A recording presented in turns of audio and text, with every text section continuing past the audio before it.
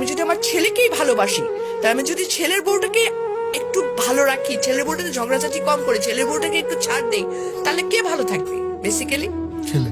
Yes, এই জিনিসটা মাদের মাথায় ঢুকাইতে হবে যে আমি আমার ছেলের বউকে আমার ছেলের হ্যাপিনেসের জন্য ছাড় দিব।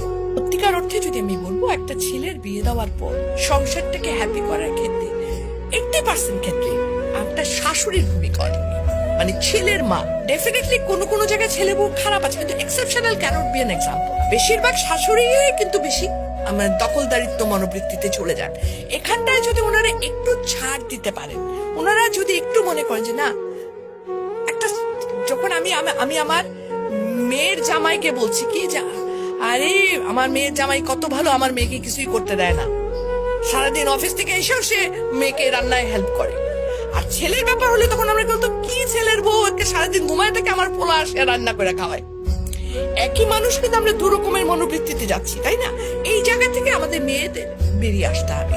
ছেলে আমরা মেয়ের জামাই আসলে পোলাও কোরমার অভাব রাখি না, আর যখন ছেলের বউ তার 1/4 তো আমরা দেই না, ছেলের বউকে বলি এত নেলস তো ভালো না, আমিও তো বলছিলাম আমি তো এত খাইতাম না। সিরিয়াসলি কিন্তু ইট হ্যাপেন্স। কিন্তু মেয়ের জামার জন্য পোলাও কোরমা করতে যদি টাকা না থাকে, আমি ঋণ করে নিয়ে এসো খাওয়াবো।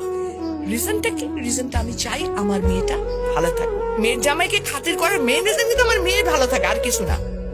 আরেকটা জিনিস আমি সরি, আমরা বড়রা যদি ছাড় দিতে পারি, আমরা বড়রা যদি একটু উদার ভাবে চলি, আমরা বড়রা যদি একটু হলেও আচ্ছা ঠিক আছে ওটা এত এত হিটলারি নিয়মে না যাই, আমি শাসিত হয়েছিলাম তখন অতএব তুমিও শাসিত হবে এরকম থেকে, তাহলে কিন্তু ছেলের বউটা অটোমেটিকলি অনেকটা চেঞ্জ হয়ে যাবে।